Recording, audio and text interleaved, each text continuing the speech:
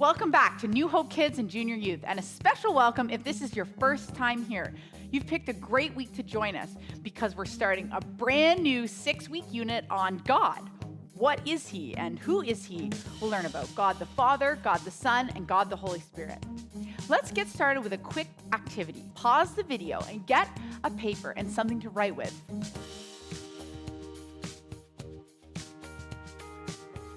When I say go, pause the video and spend 5 minutes writing down the first 5 things you think of when I say God. There are no wrong answers. It's just whatever you think of in those first few minutes. Don't worry about spelling, and if you're maybe a little bit too young to know how to write words, why not draw a little picture that will help you remember the words you're thinking of. Ready, set, go.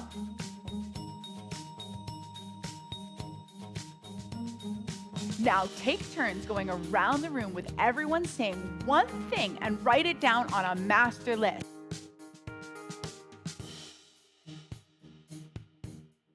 I bet you guys made a really great list. It would be really interesting to compare everybody who's watching this video and see what their lists are like.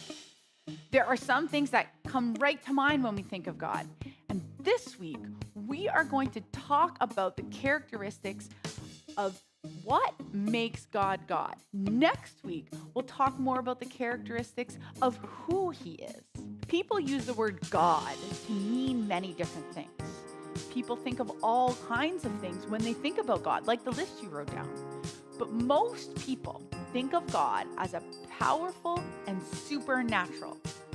What does supernatural mean?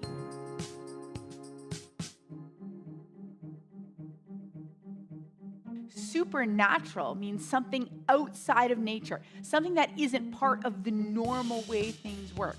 It's super, above nature, above what we can understand. We're going to play a little game now to help us understand one of the key traits of God. Pause the video and play a quick game of tag. The oldest person in the room is it.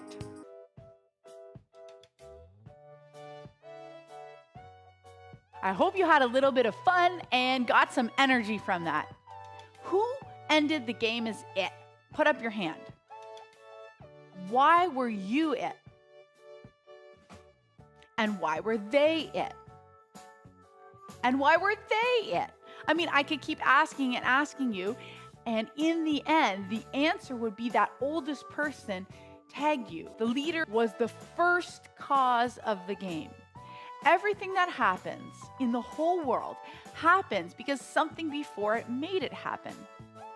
Like, you are here because your parents had kids, because their parents had kids, because their parents had kids, and back and back and back and back. And we can go back and back and back and back to the beginning of the world, to the beginning of the universe. And something had to make it start, to be the first because, the first cause, something that was always here, that never had its own cause, that just was. That's the most basic idea of what God is. The thing that has always been, that started everything else. Many people believe many different things about what this first thing is or was.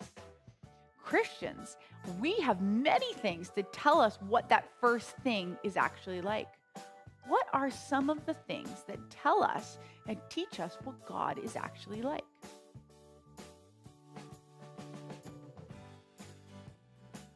We can know about this first cause from science, from studying the world that He caused.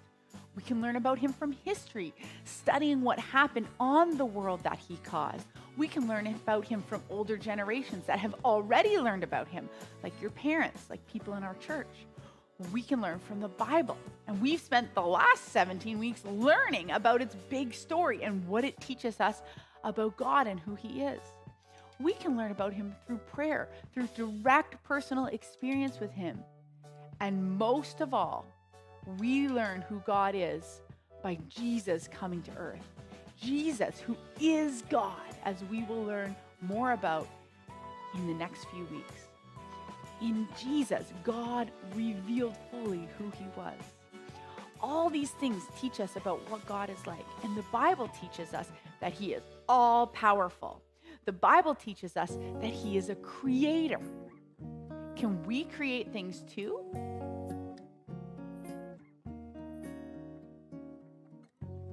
Yes, we sure can. And as we've talked about before, we're made in God's image. He built us to build. But God is the only one that can create something from nothing. Can you create something like that?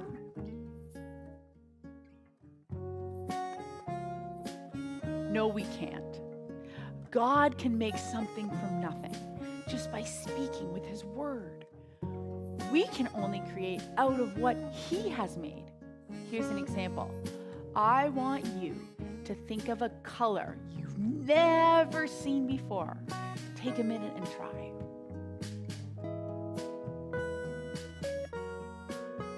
Could you do it? I bet. In fact, I'm sure that the color you made up is really a mix of colors you've already seen. We can be creative and create things, but not like God. God is all powerful. The Bible also teaches us that God is everywhere. What does that mean? And how is that different than us?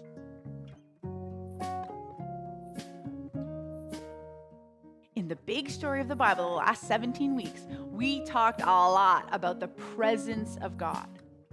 We can only be in one place at one time, like a dot on a piece of paper.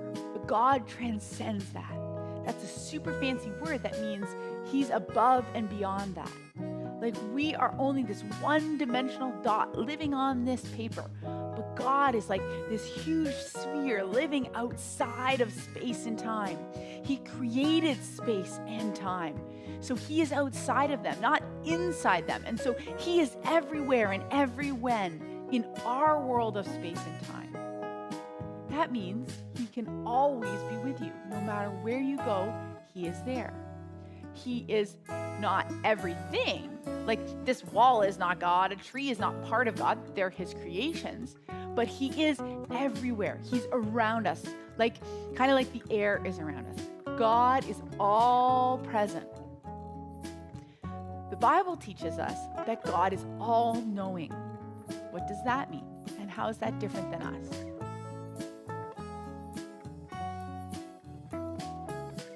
It means that God knows everything we do and think and everything that happens in the whole world, everything that ever happened and everything that's going to happen.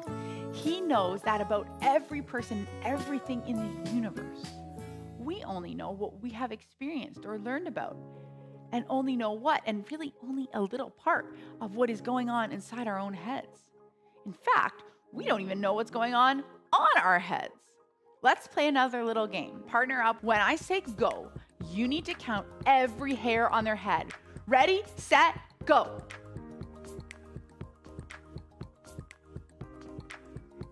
Could you do it in that amount of time? No way. Did you know that God knows exactly how many hairs are on your head? He knows everything about you and about the whole world. Because God knows everything, does that mean he controls everything that's going to happen?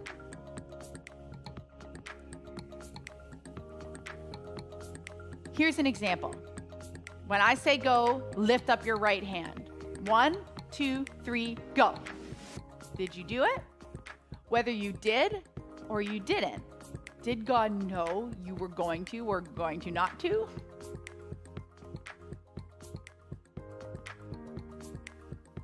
He did. Does that mean he made it happen?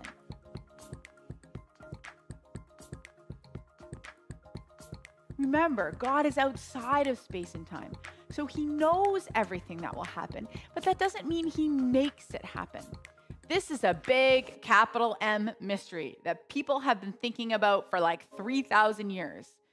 God made us in his image, and we get to make choices. Yet somehow in our choices, he works all things together for his ultimate plan. God is all-knowing. The Bible teaches us that God is eternal. What does that mean? And how is that different than us?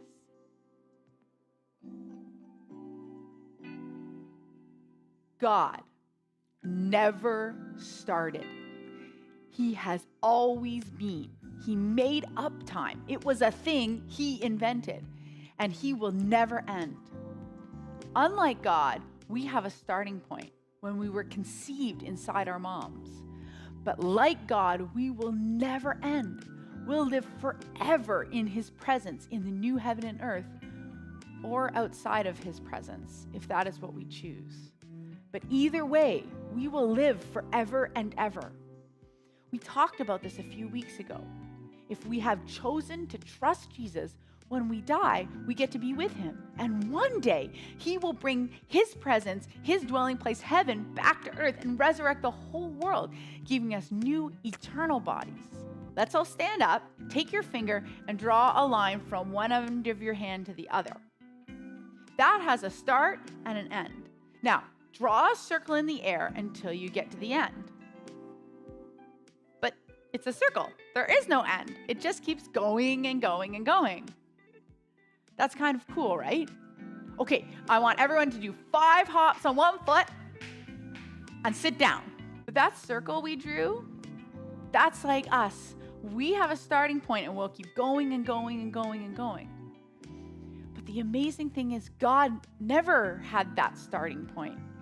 He kept going and going and going forever in the past. God is eternal. One more we'll talk about today. God is holy. What does that mean? And how is that different from us?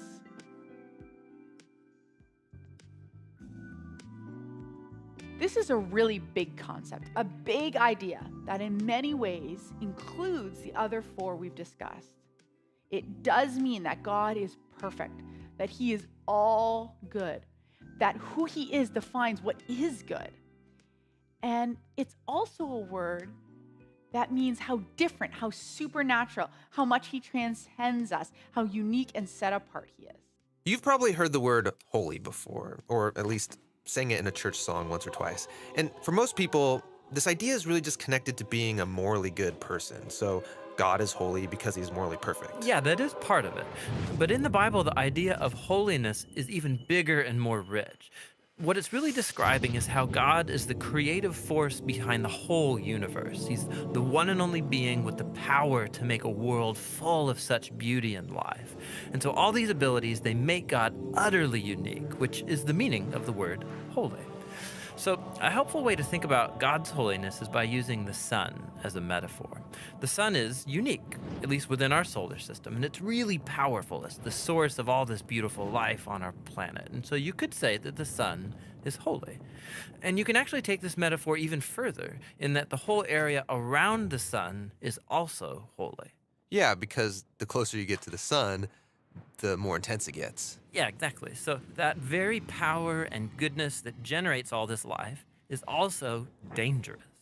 I mean, the sun, if you get too close, will annihilate you. And in the same way, there's this paradox at the heart of God's own holiness, because if you're impure, his presence is dangerous to you. And not because it's bad, but because it's so good. God is holy, and that, as this video hinted at, has huge implications for us. But so does the most defining characteristic of not what, but who God is. And we'll talk more about that next week.